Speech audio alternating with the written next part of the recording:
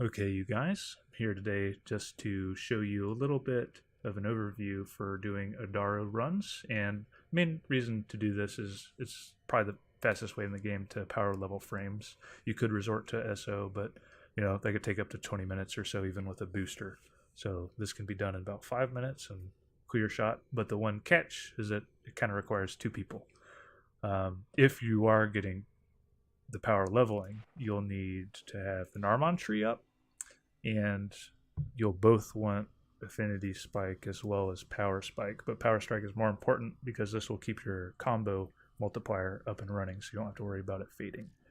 Much more than that, we do have some concepts for the weapons here. If you have maiming strike, this is the example of the build that you'd be running. You could change it up, but I just have Berserker on here for ease of use. And then in the last config, this is an example of what to do without maiming strike. We'd just put in spoiled strike to increase the base damage per hit, which will kind of help things be a little bit more smooth. And let's go ahead and check. Must have an affinity booster for the 5 minutes. Yes, it would be a few different runs otherwise. And even with that booster, if the Adaro map happens to have spawned not enough mobs, you would have to do 2 runs anyway. But as long as your EXP bar is full with the blue energy or the blue affinity, then you can even abort out and you'll still keep the experience up to that point.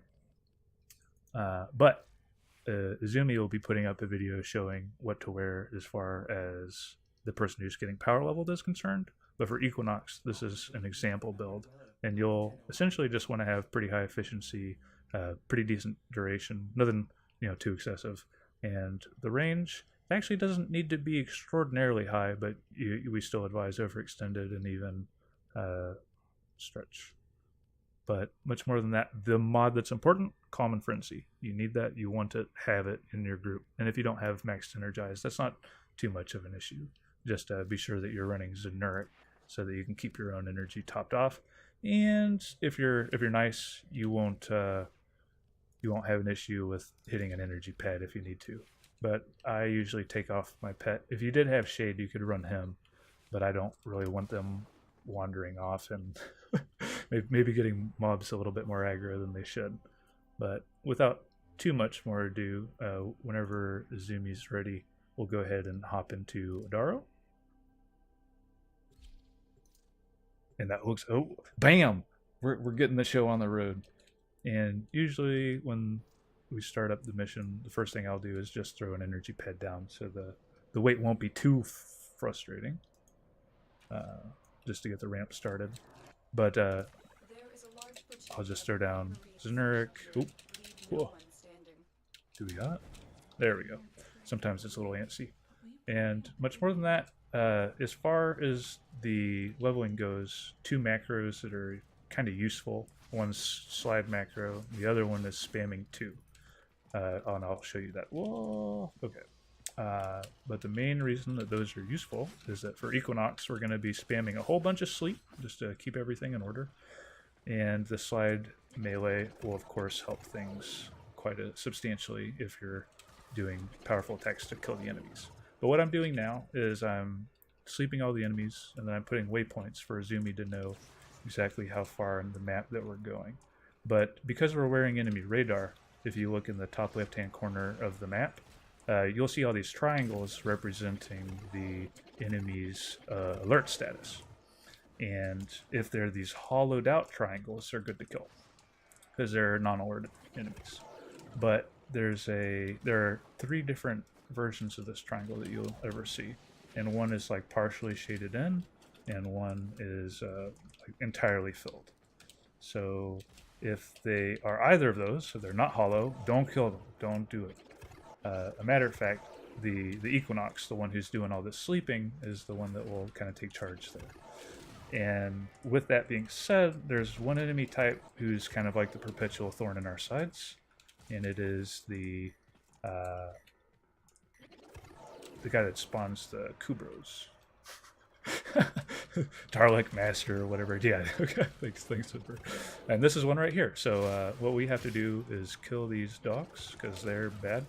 And The Dark Masters, when they die, they'll automatically alert any dogs that they have. So that would be a bad thing for any form of power run, or speed run rather.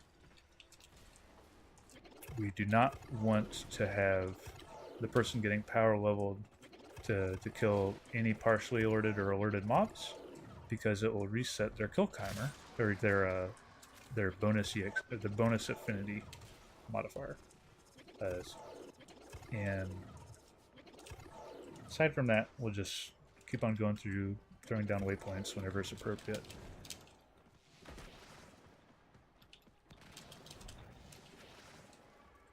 Yeah, and Innover's writing some additional notes here, like for example, the Drox, when they're first spawned, they're fully alerted, even when you sleep them.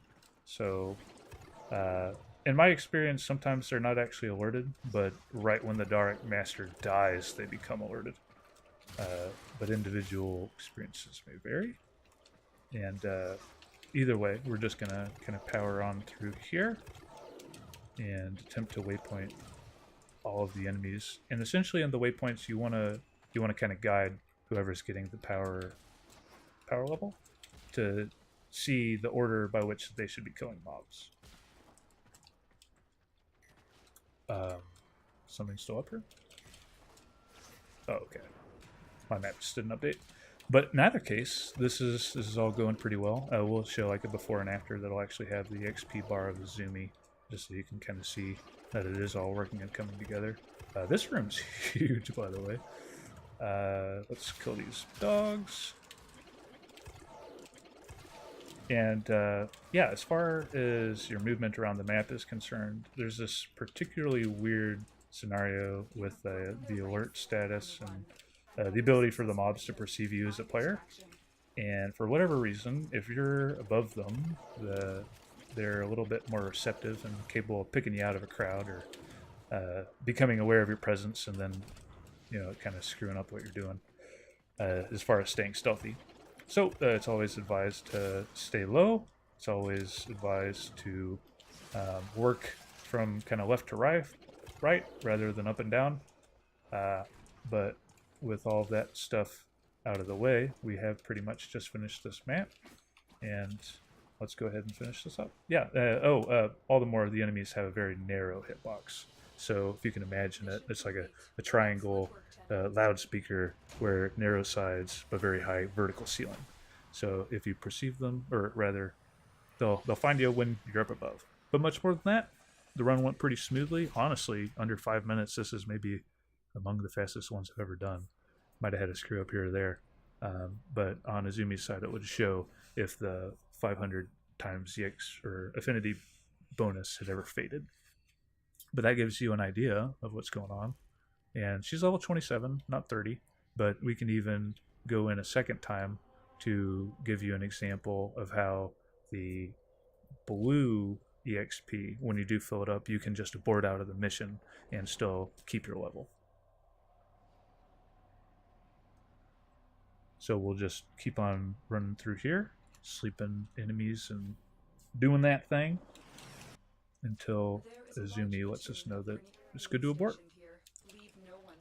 I'm going to go ahead and put Zeneric down, we'll toss energy pads, and we'll get going. Oh, darks. So let's kill these bad guys. Alright. Looks good, looks good.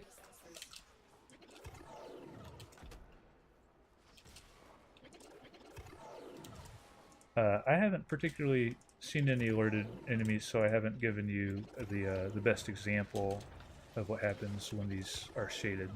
But I'll go ahead and you can come through, Azumi. But I'll run up ahead and I'll actually just make this mob alerted. Okay. So you can see now that these triangles are all shaded. So this is bad. This is nothing that we want our other power level person to kill, because it'll reset their bonus EXP timer. And you can go ahead and come on through, Azumi.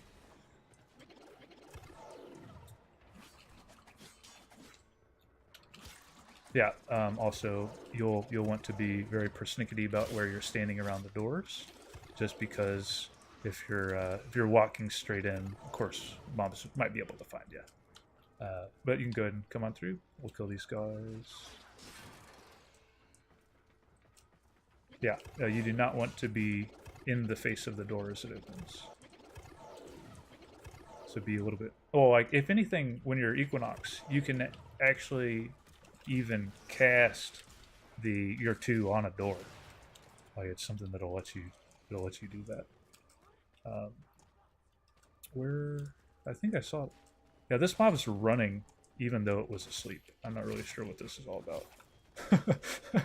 You'll see some buggy things here and there. You'll just let warframe be warframe.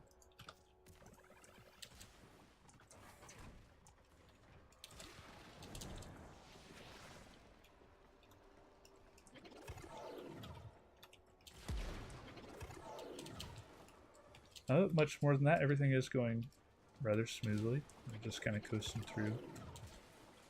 And before too long, Izumi will have a full EXP bar and we'll be able to bow out. And I may have pressed a little bit too far ahead.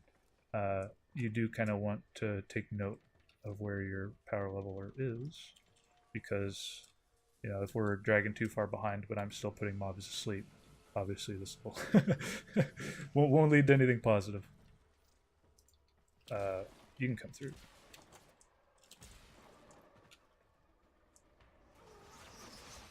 Okay. Oop.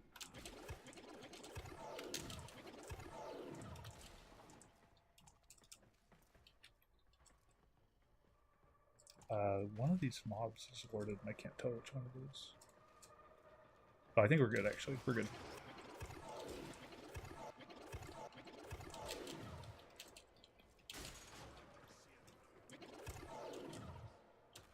I heard something talking.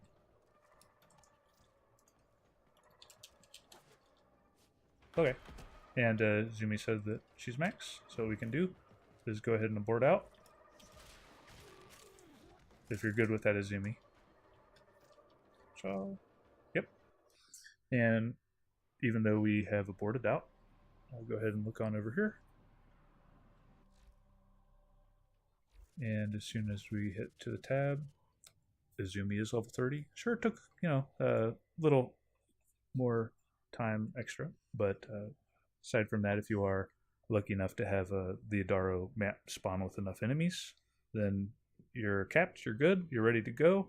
But all the more, this doesn't take 20 minutes, even if you have a booster. It's nice, it's quick, it's concise. It just requires a little bit of cooperation and time from another person to kind of get the ball rolling and enable you. But aside from that, in this clan, we're here to help. If people just bring up that they need power level, we try to get this together. But in either case, we're making this video so that more people can hopefully be willing to help out. Much more than that, you guys try to have a good day and goodbye.